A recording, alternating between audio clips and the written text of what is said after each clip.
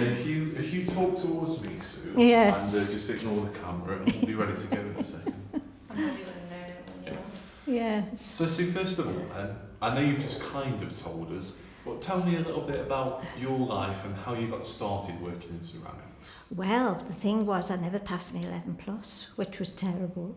And a lot of people didn't. But I lived in the potteries. And so the next thing was, I could have gone into nursing or anything then, because in 1955 you could sort of walk into any job. But I was quite good at art.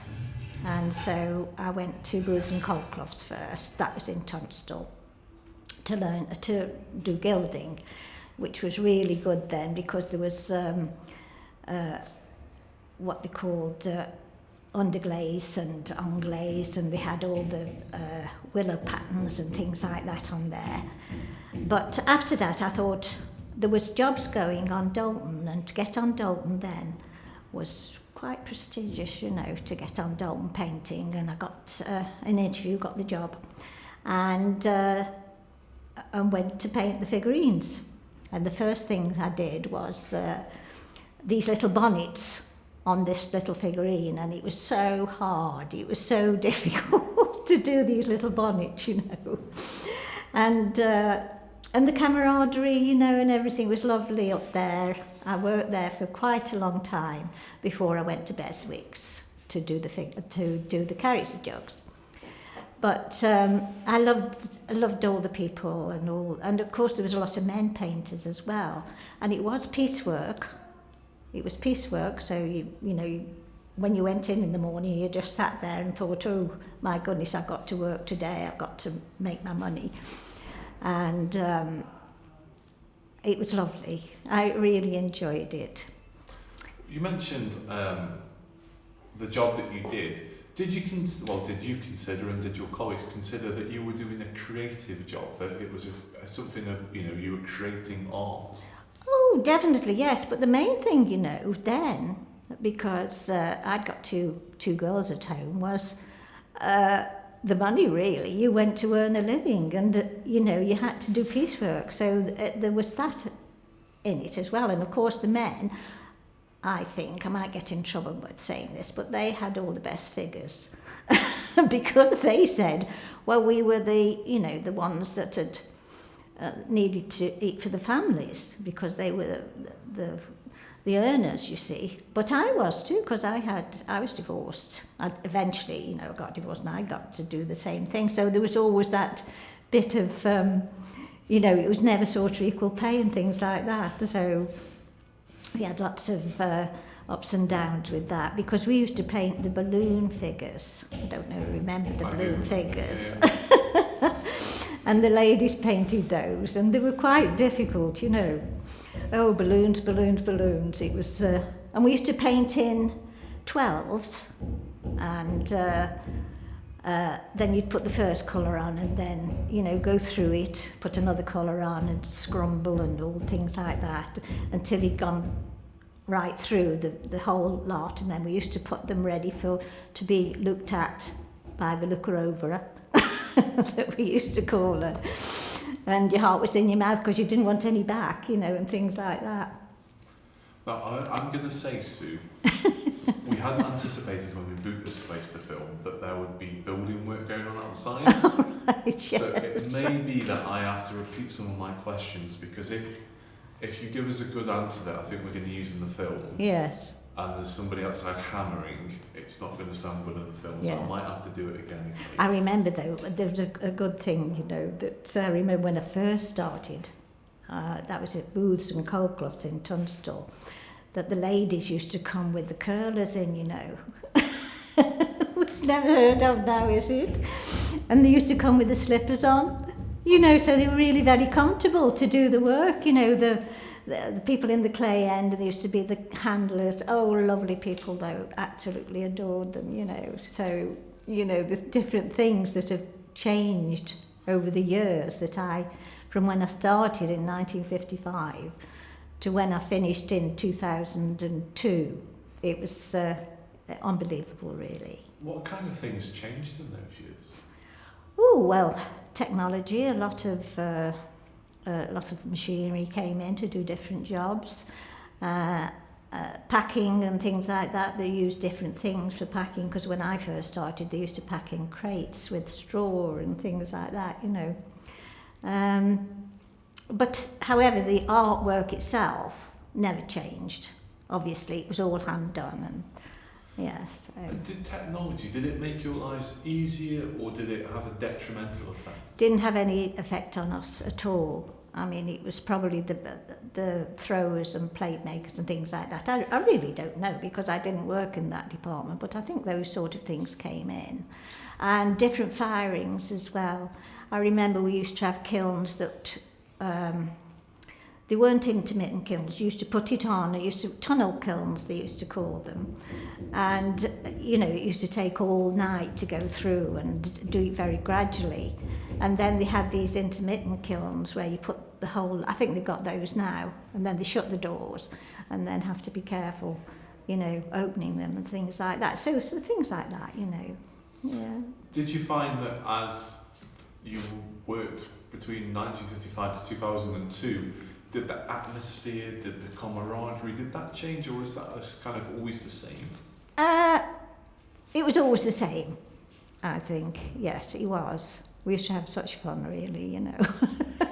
Although, and then we, when I did a little bit of lithographing, because that's when you didn't have work in one department, you were sent to another department, and I helped lithographing, you know. And we used to have a missus, we used to call them missus, that's the forewoman, named Sally. And we used to sing a lot as we were working, you know. We say, Sally, Sally, you know, lovely. Yeah, so we all used to sing and things like that, yeah. It does sound like quite a pleasant atmosphere to work there. Absolutely. What was the kind of relationship like between the women that worked there? It was great. I mean, you had little arguments about things, particularly about work. She's had that, and you know, I need to have that one, and you know, she's had good work this time and things like that. but on the whole, it was brilliant. They were lovely. Was it quite a supportive environment? Yes. Oh yes, because they're such lovely people, pottery people. If you had any problems, they were always there for you. If you shed a tear, you know, as you do. Yeah, brilliant. Now, I'm intrigued to go back a little bit to when you mentioned that the men would get the best figures to paint. Yes. So tell us, first of all, for the uninitiated, if you pretend I don't know anything, what was piecework, and what did piecework mean for you personally? Well, piecework, you had to, it was different for the ware, like the tea ware and things like that, because when you used to gild, different plates were put in different sections. So if you had 10-inch plates, there was 10 to a dozen. If you had cups, there was 18 to a dozen. It all sounds very complicated, but that's how it was put together. And so we were paid in that dozen. No, because some were easier than others. Does that explain it a little bit? And saucers were 16, I think, to the dozen. So if you had 10-inch plates to gild, that was better really, because you only had 10 of those to do before you got paid for that dozen. But if you had cups like 18, they were quite hard, and then, you know, but it wasn't as good money, so that's how it worked with that. But with the figurines, there was a price put on them for the 12. And of course there was all different kinds of figurines. There's top of the hill, and there's, you know, underglaze and unglaze. They were put by the time and motion men, we used to call them, who used to stand and look and see how long it took you to do them, and then they put the price on it. So there was some better than others, some figurines better than others, we thought. Probably the time and motion didn't, but... Do you mean when you say better, were they simpler to paint, or...? I don't know, but the men, I must admit, there were some wonderful, wonderful artists in Stoke-on-Trent. Absolutely fantastic they were, and you could always learn something off the men. They were good. So there was a little bit of jealousy, I suppose, that they seem to have the best figures. So We they- have to see. Did they get kind of the first pick on which ones they could have then? Yeah, it did. We did sort it out at one later on with the union that we'd work on different things. So somebody, what we thought were the best work, we could have a dozen of those. Then the medium work, and then we could have a dozen of those. And then we put the other work that, you know, those were clever and faster at working, could have their best work, their medium work, and then work whatever they wanted to until it went round again. So you used to put your name down on a it's very difficult to understand, but put your name down to say you've had this good work, medium work, and whatever. Yeah. You mentioned the union then. Yeah. Throughout your time working in the pottery factories, was the union an important part of that? Did they help you? They did, but I don't think it was a strong union. It wasn't like when you hear about these ladies, you know, that they made a film on, you know, that they were getting not the same pay. It wasn't as strong, really, but it was okay. Did you ever feel when you were working in the pottery factory that you were treated any differently because you were a woman, or that you were discriminated against in any way? No, I don't think so. No. And of course, everything's so different today. And I mean, if somebody whistled at you going up the steps then, you took no notice of it because that's how life was, you know. So, yeah, but it was lovely, yeah. Really nice people. Fair enough. Was that something, I mean, because I find that quite interesting. Was that something that would be kind of a day-to-day thing? If that happened, then you just kind Oh, of... yes, I mean, if you went past the clay end, you know, for some reason, they'd all, woo, you know. Yeah, and that was how it was. So we never took offence at that or anything. I mean, nobody touched you or anything, but those sort of things. Fair enough. Yeah. Well, I mean, generally speaking, what was the relationship like between the men and women then? Was it a good relationship? Yes, he was very good, I think. Yeah. I mean, yeah. But we all sat there, got our heads down and earned our money. That's the main thing that we went for, really. But we had a lovely job to do it with. It was really lovely, yes. It's quite interesting. And I used to sit back and think, oh, you know, that's a good job, you know. Well, it's interesting you mentioned that. I mean, I think we found for a lot of people who worked in the pottery industry that there was a certain pride associated in creating these beautiful things Yes. that went off around the world. Oh, on people's absolutely, shelves. because you used to mark it underneath with your number or your initial. So how did it feel for you then, being able... Did you take pride in creating these things that went off? Yes, absolutely. As I said, I was just look at them and think, oh, that's a good job. I've had a good day today, and yeah, I've enjoyed it. Yeah. And how did you feel? And I going home on the bus, of course, because it was like a football match coming off Dalton's at one time to go to the bus to get home. And the funny thing was, you could always smell what people did. Because we smelt of aniseed and things, you know, all terps and things like that. And then you could see the people who worked in the clay end had got all the sort of dust all over them, things like that. It was brilliant. Yeah, I loved my job.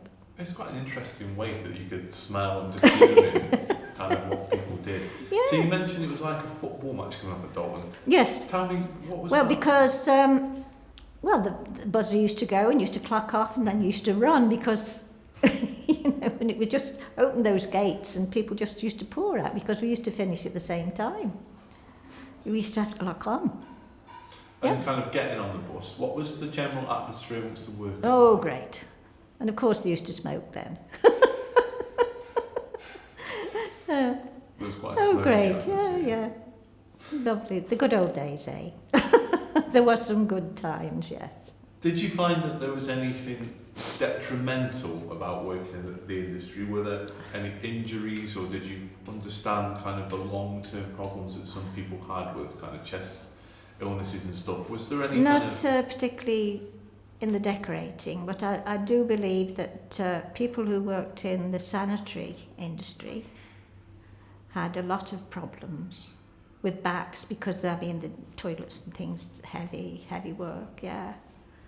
But not particularly in my job, no. Now, I'm going to ask you, obviously, about the kind of the downturn in the industry. And obviously, when Dalton's closed, it did have a significant effect, I think, on Stoke-on-Trent. Shocking. From a first-hand perspective, what was your kind of understanding of the downturn in the industry? Well, it started when I was finishing, really. And they made me redundant in the end, you know. But I was 60 anyway. So, and a couple of years later, everything just folded. And it was so sad. So sad. It is. And of course, a lot of it's done in Indonesia now, I think, isn't it? Different places over the world. But you'll never get the same faces that they used to do. Oh, and they were given to the men, by the way, talking about faces. You know, the little faces, because they were quite good work to do the little faces. I think they used to come up with the idea that the women had got little hands, so they could do the balloons. Well, we painted with a brush. It didn't matter how big your hands were. We had things like that, you know. To come back to, and I'm sorry to ask about it, but I think for us it is quite an important part of the development of the potteries, the sort of the downturn. What kind, you presumably, when Dalton's did close, you still had friends there and stuff. Yes. What kind of an effect did it have on people who were working at Dalton's when it closed? It must have been terrible for the young people, the younger generations that had come up. It didn't have that much effect on me, you see, because I was nearly ready for retirement anyway when it all started to fall in. So, but it must have been devastating, and it is. It's awful, isn't it, when you think about it? What a wonderful place it was, you know, the hub of Burslem. It was great, and it's affected everything really. It's affected the shops. Look at how Burslem gone now. It's a lovely, lovely, lovely town, isn't it? It's mother town, isn't it, to the potteries. And it used to be so vibrant with the markets and everything else is gone with the potteries. And you mentioned yourself that it was the pottery industry was a good place for women to work and earn a good wage. Yeah. What kind of effect do you think that had on home life when suddenly women didn't have this earning potential anymore? What kind of jobs did you think I don't know. When it finished, you mean? Yeah. As I said, I mean, when I retired, I went to France for 4 years, but that's by the by. I've always wanted to do that, so I did. So really, because I was retiring, but in my heart, it must have been dreadful for the people that were still working on the potteries. Yeah. So a quick look to see what I maybe have asked. So, in terms of women's role in the pottery industry, what do you think the role of women was on the pot banks? How important were women? Very important. I think a lot. I don't know, I may be wrong, but I think it was mostly women workers really on the potteries.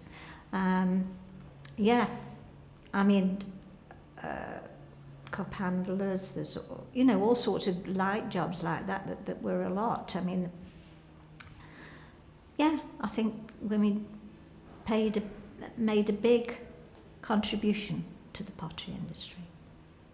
And kind of going forward now, you must still have an interest in the pottery industry. Oh yes. How do you kind of see the future for the industry? Well, I can see a little, as it started, because it started years ago, didn't it, with little pot banks all over the place. And then it amalgamated in the 60s, didn't it? And the big ones took over, like Wedgwood and Dalton